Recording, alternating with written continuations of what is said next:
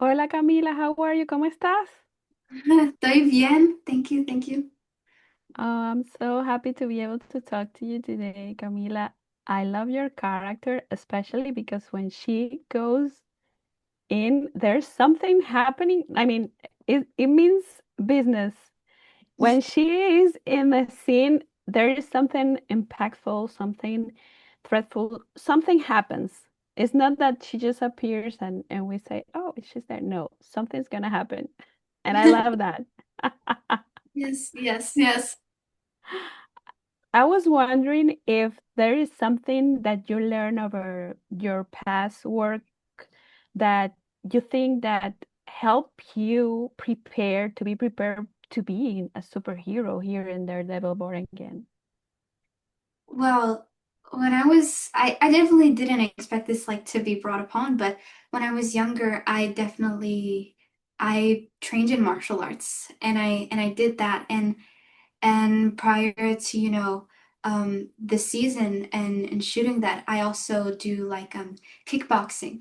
So I definitely brought those elements of like I even have pictures of me with like my karate um outfit and with my belt and just bringing that as well, like the fluidity of my body kind of influencing that tiger-esque type of animal, but at the same time, that fluidity of, to be a little bit more stealthier.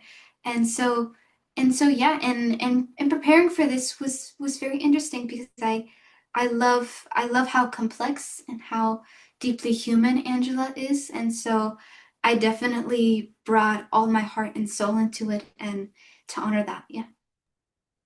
Camila, did you can you put in words what does it take to be a superhero in the Marvel universe? Because I think all of you guys are super good actors, but you also have to be physically, you know, you have to do these kind of movements and look and make us believe that that is the white tiger right there, you know?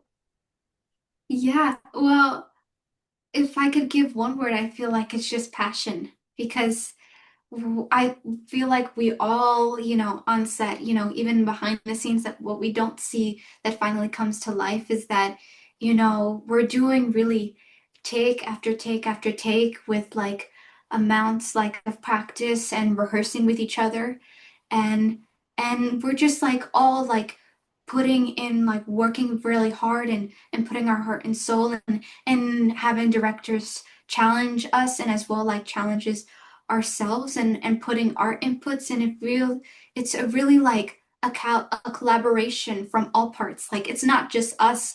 I know that we definitely make it look easy, but it's not just us. It's definitely our wonderful camera operators, our directors, our producers, our writers. It's everything. Everything is being influenced and we wouldn't have the performances and making it look easy without those people. Definitely not. You're right. So agree with you. And I was wondering when you were talking, how was it to work with Charlie Cox and Vincent D'Onofrio? Because we see them, I don't know if you get the chance to see them in the same scene, I mean, working face to face as we saw it in the screen, that they have such good chemistry. They know these characters so much. It's it's so impressive for Yes. me. Yes. How I was mean, it for you? I got to, I never truly officially said hi to Vincent D'Onofrio. Like it was very, he has a very, he stays in character like during the whole time.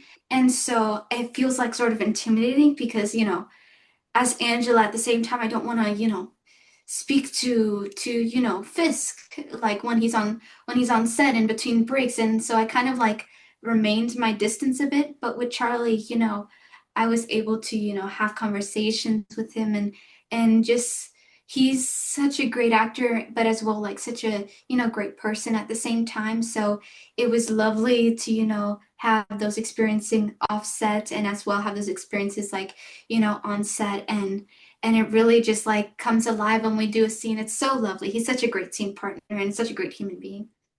Did you remember something that he said to you while filming, like have fun or something? Did he said something? Oh yes. Um, when I first got into season two, like we finally like came up to like see each other again, and I had done like a lot of my scenes with like the the woman who plays my aunt Ashley, and we got to like see each other for the first time again, and he told me like, wow, white tiger, eh, like let's do this.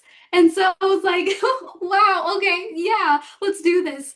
And so it was very fun, and in that moment, he was in the Daredevil costume, and I was, it was for the first time putting on every like the bandana, the everything, putting on everything, the costume, and sort of like seeing each other for the first time as like, both as, superheroes. Oh, yes. And you know what? I want you to this is I have 2 minutes, but I'm gonna make it work. What is how can you describe the relationship that Angela or White Tiger has with Daredevil? Well, they have a sort of type of he wants to act like the father figure, definitely towards Angela, because she lost Hector and she no longer has like that presence in her life, and Daredevil wants to sort of fill that by protecting her, by caring for her. But at the same time, Angela wants to have her own space and want her own room, and push back on that, like, I can do this on my own. I can do this. You have to put like trust in me. And so it's kind of like that balance between each other, but at the end of the day, there's just that love and admiration for each other, that they're both going through things and overcoming things that as Angela, 15-year-old, shouldn't experience, but at the same time Daredevil experiencing like the loss of his best friend, and just sort of like experiencing that pain together, and that loss together is sort of the core of their relationship. Yes, yes, it is. Angela, you're a musician. Have you thought of a theme for Angela del Toro in your mind, in your guitar, while you are, recharging for Yes. when you were in the preparation? Did you thought of something? What rhythm will be? Well, I play electric guitar, so I play it, since it was like back to back. I would go to New York and then fly right back to California. And so when I got back, I would like play on my guitar and just sort of like, you know, feel it out and make up like songs, and as well like play some other songs. But music is definitely such an important part of like my preparation and like with getting into characters. So I was listening to music on set, playing music right back at home. So yeah, music was always, always, always very important. What was your favorite track, the one that you repeat or keep Ooh, on listening? it's just I listened to a lot of Radiohead while I was shooting this. It was definitely, always playing in my headphones, but a particular song, I mean, I would have to say a particular album because it was like all of that album.